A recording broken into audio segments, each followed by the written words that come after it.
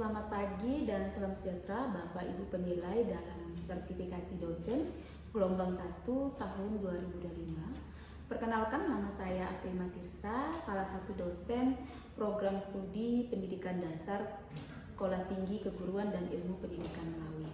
Tujuan dibuatnya video ini untuk memenuhi persyaratan pengajuan sertifikasi dosen gelombang 1 tahun 2025, yaitu pernyataan diri dosen dalam unjuk kerja Tridharma Perguruan Tinggi, PDD, UKT-PT, yaitu pada bidang pengajaran.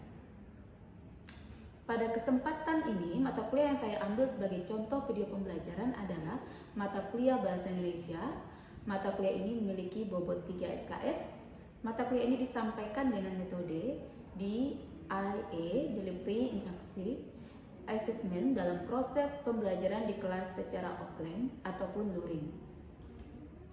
Deskripsi mata kuliah ini, mahasiswa akan mendalami materi perkuliahan meliputi etika akademik, teknik pereferensian, sistematika KTI, dan formulasi bahasa Indonesia yang digunakan dalam KTI dengan memperhatikan kaidah gramatika, WIBI, dan KBBI, penyusunan KTI secara logis, kritis, sistematis, dan inovatif dengan menggunakan bahasa Indonesia yang baik dan benar, teknik presentasi efektif, materi yang dipelajari bermanfaat dalam menyusun karya tulis ilmiah, baik berupa tugas perkuliahan, laporan penelitian, maupun karya tulis ilmiah yang dikompetisikan.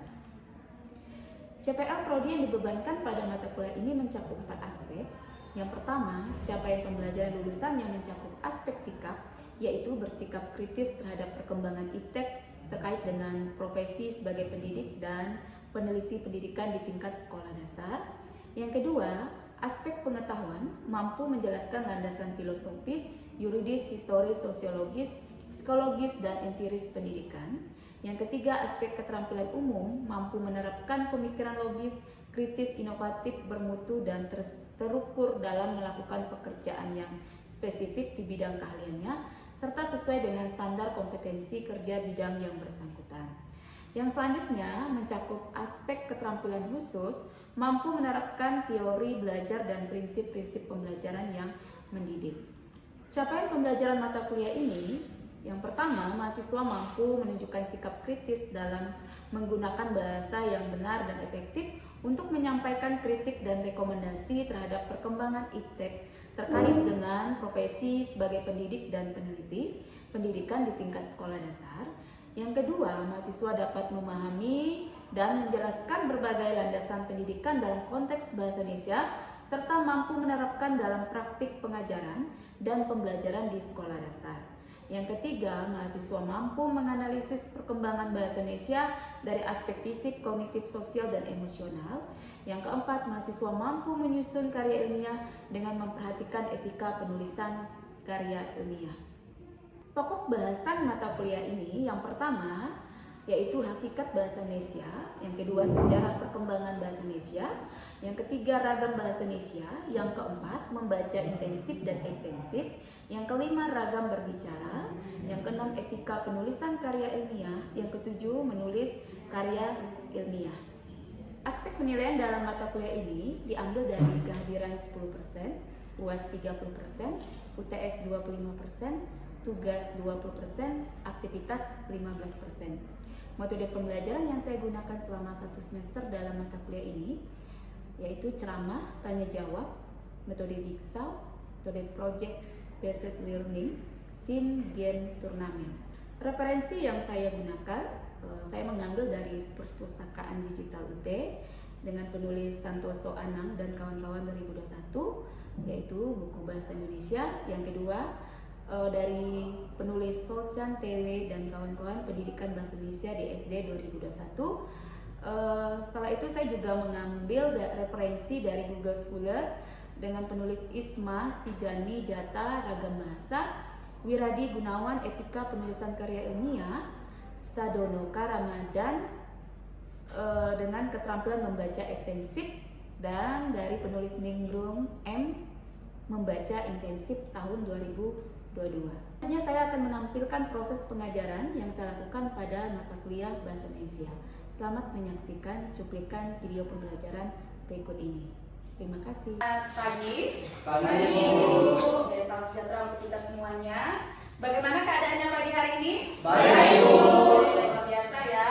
Semuanya sudah siap belajar ya? Siap. Oke, karena pada saat belajar kondisi kita juga harus baik ya, baik kesehatan kita ya hari ini.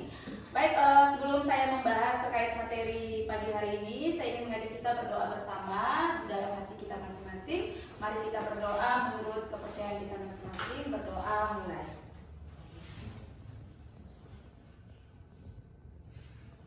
Berdoa selesai. Ya. Oke, seperti yang kalian lihat di layar LCD, hari ini saya ingin mengajak Anda membahas terkait dengan ragam bahasa Indonesia. Ya, sebelum saya membahas lebih jauh tentang ragam bahasa Indonesia, saya ingin membawa kita semua untuk mengingat tentang materi sebelumnya. Apa sih yang kita pelajari di minggu yang lalu? Mungkin ada yang ingin membantu saya memberikan tanggapan. Izin saya, Bu. Oke, silakan Denny. Baik, pada minggu sebelumnya, Bu, yang masih saya ingat tentang materinya mengenai asal-usul dari bahasa Indonesia. Nah, kita ketahui bahwa bahasa Indonesia ini asal-usulnya itu bahasa Melayu. Nah, secara bahasa Melayu ini menjadi bahasa persatuan dan berubah menjadi bahasa Indonesia, tapi belum secara resmi. Pada 28 Oktober 1928, yaitu pada Sumpah Pemuda. Nah, pada Sumpah Pemuda itu, pada Sumpah Pemuda ketiga, dia menerangkan bahwa bahasa persatuan itu bahasa Indonesia. Nah, setelah itu menjadi bahasa negara atau bahasa resminya itu secara resmi yaitu pada tanggal 18 Agustus 1945 yang terkandung atau terdapat dalam Undang-Undang Dasar 1945. Demikian, Bu. Oke, terima kasih Denny sudah menyampaikan lengkap sekali ya terkait dengan materi sebelumnya ya tentang sejarah bahasa Indonesia. Kita langsung saja membahas materi hari ini tentang ragam bahasa. Nah, sebelum kita membahas lebih jauh tentang ragam bahasa, Ibu ingin menyampaikan tentang tujuan pembelajaran apa yang ingin kita capai tentang mempelajari ragam bahasa ya. Yang pertama, tujuan pertama yaitu mahasiswa dapat menjelaskan pengertian ragam bahasa dan fungsi ragam bahasa. Yang kedua, mahasiswa dapat mengidentifikasi dari jenis ragam bahasa. Dan yang ketiga, mahasiswa dapat menjelaskan contoh jenis-jenis dari ragam bahasa Indonesia. Ya, jelas ya, ini tujuan yang ingin kita capai ya ketika mempelajari ragam bahasa.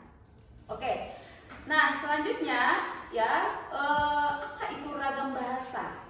Ya, mungkin ada yang muncul lah ya di pikiran Anda terkait ragam bahasa itu apa sih dari kata ragam bahasa? Mungkin ada yang ingin memberikan pendapat terkait ragam bahasa? Saya, Bu, izin. Oke, silakan Suci. Mengenai ragam bahasa, yaitu ragam bahasa memiliki variasi penggunaan bentuk bahasa. Juga penggunaan bahasa pada ragam bahasa ini menyesuaikan situasi dan lokasi. Terima kasih Suci sudah memberikan pendapat terkait dengan apa itu ragam bahasa. Mari kita lihat apakah jawaban Suci sama tidak dengan apa yang saya sampaikan pagi hari ini yang saya rancang. Kita lihat ya, apa itu ragam bahasa. Nah, kalian bisa lihat ya di depan ya di layar. Ragam bahasa itu adalah variasi bahasa menurut pemakaian yang berbeda-beda menurut topik yang dibicarakan, menurut hubungan pembicara, kawan bicara, orang yang dibicarakan, serta menurut medium pembicaraan ya. Jadi jelas bahwa ragam bahasa ini tadi juga disampaikan Suci ya, kurang lebih sama, yaitu ragam berarti banyak ya. Bagaimana pemakaian bahasa yang berdasarkan topik, hubungan, kawan bicara dan medium pembicara, itulah ragam bahasa. Oke, bisa dimengerti apa yang saya sampaikan terkait dari pengertian ragam bahasa? Bisa. Oke, terima kasih. Kita langsung saja ya lanjut. Nah, setelah kita tahu pengertian dari ragam bahasa, tentunya kita juga pengen tahu dong apa sih itu fungsi dari ragam bahasa ya. Mari kita lihat bersama fungsi dari ragam bahasa ini adalah ragam bahasa berfungsi sebagai alat pemersatu bangsa. Kenapa sebagai alat pemersatu bangsa? Karena ragam bahasa ini kita perhatikan bahasa yang kita gunakan sebagai bahasa nasional atau bahasa persatuan adalah bahasa Indonesia. Nah, makanya dikatakan sebagai alat pemersatu. Apa jadinya ya kalau tidak ada bahasa persatuan ya? Tentunya komunikasi juga akan terganggu, akan sulit. Makanya fungsinya juga sebagai alat komunikasi, alat untuk menyatakan ekspresi diri. Apa jadinya kalau kita tidak mengenal bahasa, tidak ada bahasa persatuan, tidak ada ragam bahasa tadi? Tentunya kita tidak bisa menyampaikan unek-unek di dalam hati kita, ya kan? Nah, yang selanjutnya sebagai alat untuk mengadakan integrasi dan adaptasi sosial. Nah, itu adalah fungsi dari ragam bahasa. Ya, jadi sudah paham ya kenapa harus ada ragam bahasa? Ya, sangat penting ya untuk sebagai panduan kita dalam berkomunikasi. Oke, saya lanjut lagi ya. Nah, setelah kita mengetahui fungsi ragam bahasa, kita mau mempelajari terkait dengan jenis-jenis ragam bahasa. Jenis ragam bahasa itu dibagi lagi ya menjadi berdasarkan media, berdasarkan situasinya, berdasarkan penuturnya. Ya. Nah, ini dibagi lagi ya. Jenis-jenis ragam bahasa ini diklasifikasikan lagi. Nah, ada berdasarkan situasinya, itu ada ragam formal dan non formal. Ada ragam akrab. Nah, berdasarkan medianya juga dibagi menjadi ragam tulisan dan ragam lisan ya. Yang terakhir adalah ragam berdasarkan penuturnya. Nah, itu ada ragam bahasa berdasarkan daerah, ragam bahasa berdasarkan pendidikan, dan ragam bahasa berdasarkan sikap penutur. Tapi hari ini saya ingin fokus pada berdasarkan medianya ya, ragam tulisan dan ragam lisan. Nanti yang materi selanjutnya kita pelajari di minggu depan ya. Oke, apa sih ragam berdasarkan media, yaitu ragam tulisan dan ragam lisan? Mari kita pelajari bersama-sama ya jenis-jenis ragam bahasa berdasarkan medianya, ragam bahasa tulis dan ragam bahasa lisan. Nah, apa sih ragam bahasa tulis? Ada yang mau berpendapat terkait definisi ragam bahasa tulis? Mungkin pernah membaca? Baik, izin saya Bu. Oke, silakan. Ragam bahasa tulis yaitu merupakan variasi bahasa yang menggunakan alat bantu media seperti kertas, pena, laptop, komputer, atau media sosial Bu. Sekian Bu. Oke, terima kasih Nopal atas jawabannya. Betul sekali ya, ragam bahasa tulis memang dibantu oleh media tulisan tadinya ya, seperti kertas, laptop dan lainnya ya. Jadi ragam bahasa tulis bisa kalian lihat lebih detail definisinya, bahwa ragam bahasa yang dihasilkan dengan memanfaatkan tulisan dengan huruf sebagai unsur dasarnya. Dan di dalam ragam tulisan ini memperhatikan tata bahasa, kosakata, pemilihan unsur, ya, susunan kalimat, bahkan penggunaan tanda baca. Ya, itu sangat penting ya penggunaan pengetahuan peletakan tanda baca, karena itu membantu kita memahami isi tulisan. Ya, apa yang mau kita sampaikan, ide yang disampaikan dalam tulisan. Makanya penting ya penggunaan tanda baca, struktur kalimat dan lain-lainnya. Sedangkan yang berikutnya adalah ragam bahasa lisan. Ya, oke. Mungkin ada yang mau berpendapat juga tentang ragam bahasa lisan. Apa sih ragam bahasa lisan? Izin Bu menjawab. Oke, silakan Okta. Ragam bahasa lisan merupakan ragam bahasa yang disampaikan secara langsung melalui ucapan ataupun suara. Sekian. Baik, terima kasih Okta sudah memberikan jawabannya ya. Betul, ragam bahasa lisan ini adalah ragam bahasa yang dihasilkan oleh alat ucap. Ya, jadi alat bantunya itu adalah alat ucap. Seperti yang kita lakukan ini masuk ragam apa sih? Lisan ya, karena secara langsung dan menggunakan alat ucap ya. Nah, dalam ragam lisan ini tentunya juga memperhatikan tata bahasa juga ya pastinya ya, kosakatanya ya pasti juga menyesuaikan ya. Selain itu juga pengucapannya tentu harus jelas ya, dalam kita melafalkannya harus jelas dan dibantu oleh mimik ekspresi ya, gerakan tangan. Nah, itu membantu dalam mengungkapkan ide pembicara. Makanya dalam berkomunikasi secara lisan ya, pembicara dapat mengatur tinggi rendah intonasi itu juga membantu seseorang dapat memahami makna yang disampaikan. Jadi hati-hati ya dalam berkomunikasi secara lisan, bisa saja orang salah memahami. Makanya ada bahasa, makanya apa yang kita sampaikan ketika yang menerima pesan kita ternyata salah menyampaikan tadi, bisa saja cara penyampaian kita tadi tidak benar, tidak tepat ya. Oke, bisa dipahami terkait ragam bahasa lisan dan tulisan? Bisa ya, kalau bisa kita lanjutkan. Nah, kita masuk kepada ciri-ciri ragam bahasa tulis dan lisan. Kenapa harus melihat ciri-ciri seperti ini? Agar kita dapat membedakan ya, mana yang ragam tulisan, mana ragam lisan. Makanya perlu belajar ciri-cirinya. Oke, kita lihat seperti apa sih ciri-ciri ragam tulisan. Saya minta tolong salah satu membacakan ciri-ciri ragam bahasa tulis. Kita tolong Desi ya, silakan Des. Untuk ciri-ciri ragam bahasa tulis, diantaranya ada tidak perlu kehadiran lawan tutur, kemudian ada unsur gramatikal yang lengkap, kemudian tidak terikat ruang dan waktu, dipengaruhi oleh tanda baca atau ejaan, juga berlangsung lambat dan memiliki ciri selalu memakai alat bantu, kemudian kesalahan tidak dapat langsung dikoreksi dan tidak dapat dibantu dengan gerak tubuh dan ekspresi muka yang hanya terbantu dengan tanda baca. Oke. Baik, terima kasih Desi sudah membantu saya membaca dari ciri-ciri ragam bahasa tulis ya. Sudah jelas sekali bahwa di ragam tulis ini tidak memerlukan kehadiran lawan tutur ya, dan harus ada unsur gramatikal lengkap ya. Jadi ini yang perlu diperhatikan ketika Anda mungkin saya memberikan tugas tolong dong buat contoh dari ragam ditulis. Nah, dari ciri-ciri ini Anda bisa memikirkan untuk membuat contohnya yang menganalisisnya.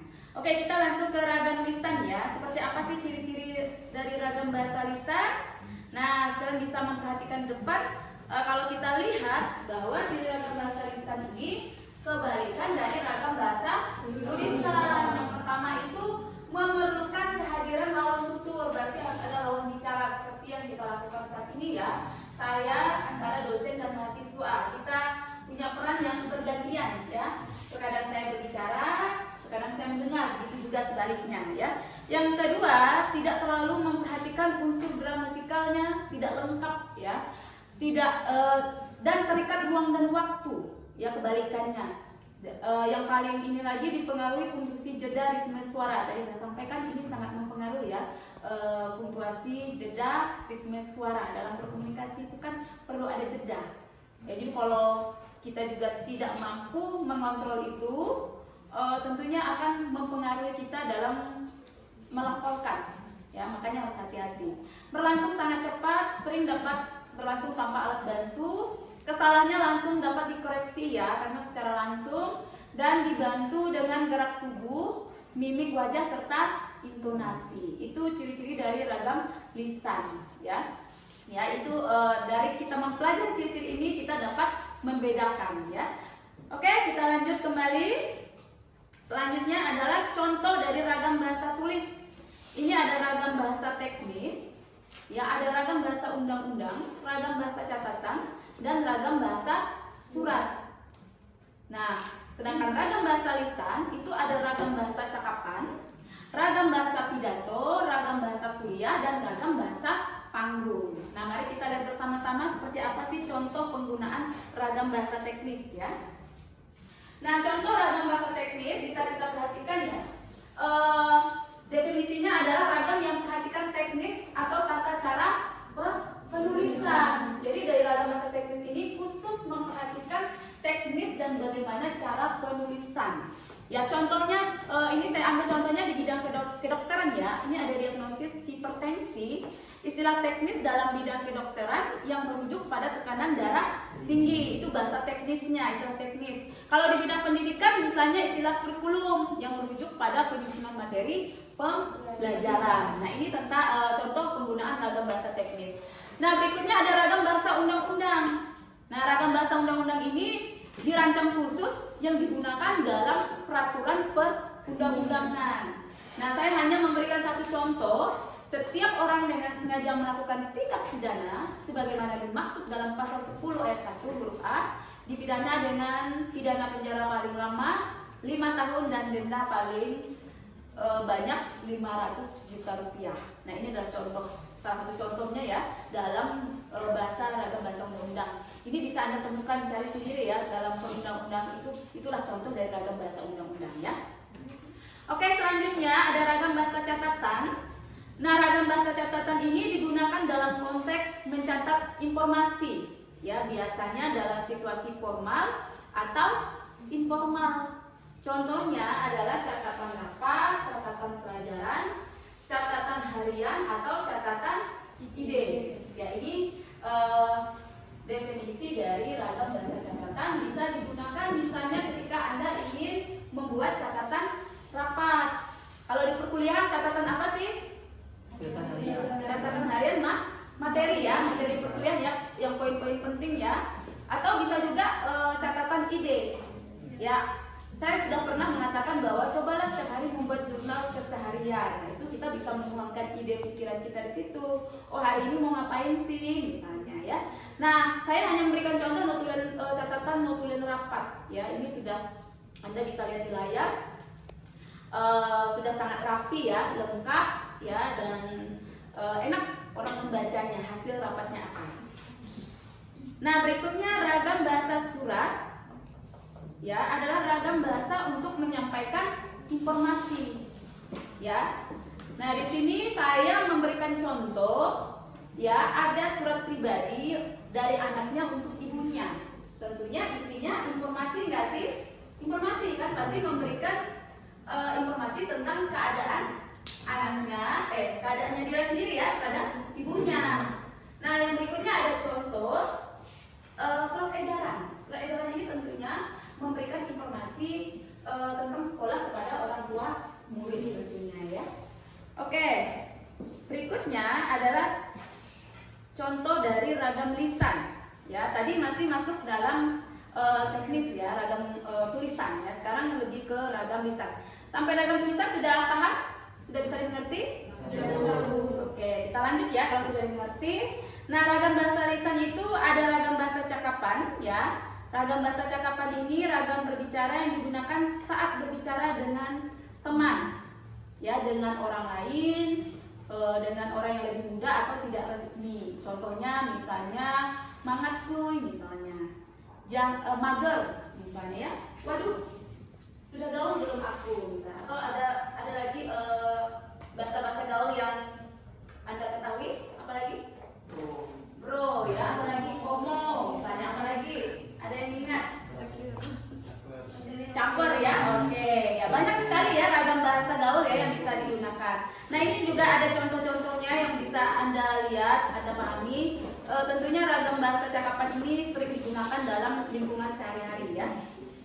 Oke, kita lanjut di ragam bahasa pidato, ragam bahasa yang digunakan dalam pidato. Ya, ini sebenarnya bisa saja dalam bentuk naskah, bisa saja dijadikan sebagai ragam tulisan juga ya, karena kan ketika ingin berpidato kebanyakan orang membuat naskahnya dulu ya, dan bisa dipresentasikan pidatonya, makanya masuk dalam ragam lisan tadinya ya. Nah, oke, itu adalah contohnya ya, tentunya banyak mengandung bahasa-bahasa yang bersifat baku, kata-kata yang baku ya, kalimat yang baku pastinya. Nah, ada ragam bahasa kuliah. Ini ragam bahasa kuliah adalah ragam bahasa formal yang digunakan dalam konteks akademik ya, khususnya dalam kegiatan perkuliahan.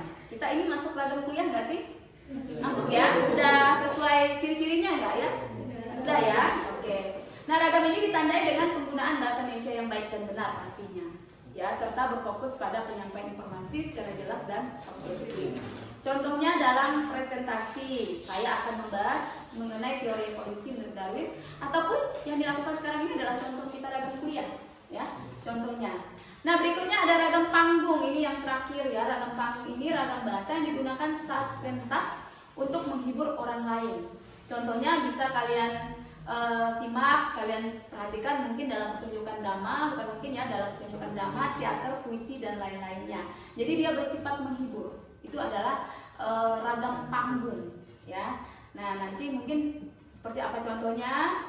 Ya, itu tadi dalam pembacaan puisi misalnya, dalam penampilan teater, drama misalnya ya. Nah, itu adalah ragam. Atau sekarang kan lebih banyak media yang bisa ini ya, orang yang misalnya kalau di televisi lawakan itu kan menghibur ya. Oh ya, stand up comedy ya.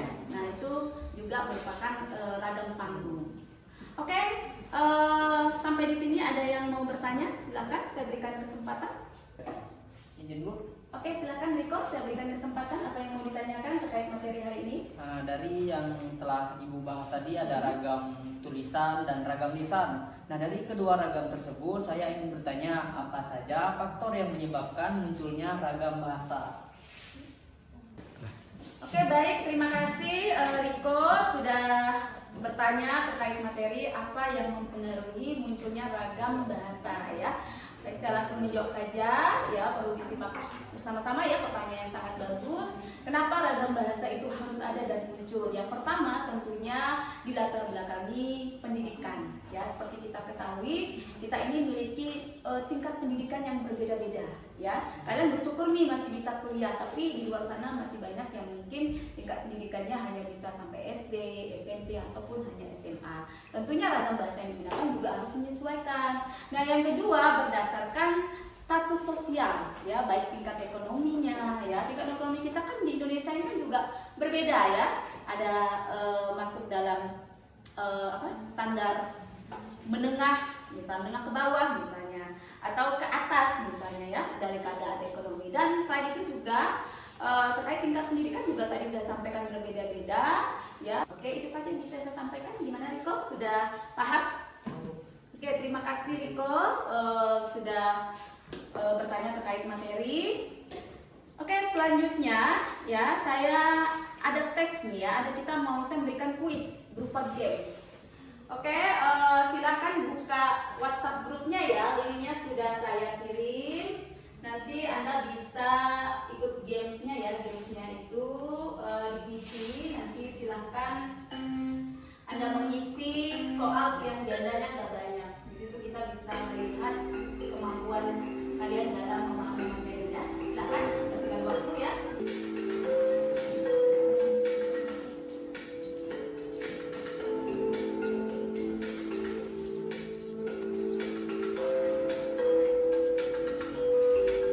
Terima kasih ya sudah mengisi kuis yang saya berikan ya.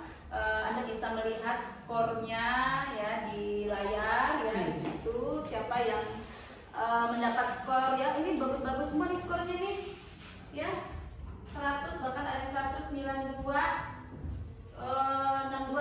69 ya, paling rendah ya. Terima kasih ya sudah ini mengisi kuis yang saya berikan. Tapi sebelum saya mengakhiri materi hari ini, masih ada satu tugas yang ingin saya berikan ya, tapi berkelompok ya. Nah, untuk tim kelompok 1, tim ahlinya itu ada, saya pilih ini nanti Desi ya sebagai ketua kelompok ya. Ini membahas ragam teknis, ragam undang-undang ya untuk kelompok 1. Sedangkan tim ahli dari kelompok 2 saya minta Antonius ya. Nanti yang dibahas contoh dari ragam catatan dan ragam surat. Nah, tim ahli kelompok 3 saya minta nanti Okta ya. Okta, tim ahli kelompok 3 yaitu ragam cakapan, ragam pidato. Dan untuk kelompok 4 saya minta Riko ya sebagai ketua tim. Untuk kelompok 4 ragam kuliah dan ragam panggung. Jadi saya minta Anda membuat contohnya. Ya, tadi udah pemahaman materi, saya lihat udah tinggi-tinggi ini, bisa nggak sih buat contohnya ya. Nah, tugasnya nanti tim kelompok ketuanya mencari anggotanya ya, mencari anggotanya maksimal 5 orang ya, 5 orang anggotanya. Minggu depan presentasi ya, kalau lisan berarti harus praktek ya presentasinya ya. Mungkin ada salah satu dari kalian yang bisa menyampaikan kesimpulan ya, kesimpulan materi hari ini. Siapa yang mau memberikan kesimpulan? Izin Bu, setelah mendengar penjelasan dari Ibu Akima, terus tanggapan dari rekan-rekan mahasiswa, dapat kita simpulkan tentang ragam bahasa adalah pemahaman dan penerapan ragam bahasa yang tepat dalam komunikasi sangat penting untuk mencapai tujuan komunikasi yang efektif dan membangun interaksi yang harmonis dalam masyarakat. Sekian Bu. Oke, terima kasih atas respon positif dan partisipasinya dalam perkuliahan pagi hari ini. Ya, saya rasa cukup dari saya. Untuk perkuliahan hari ini saya tutup. Selamat pagi, salam sejahtera untuk kita semuanya. Silakan boleh istirahat ya.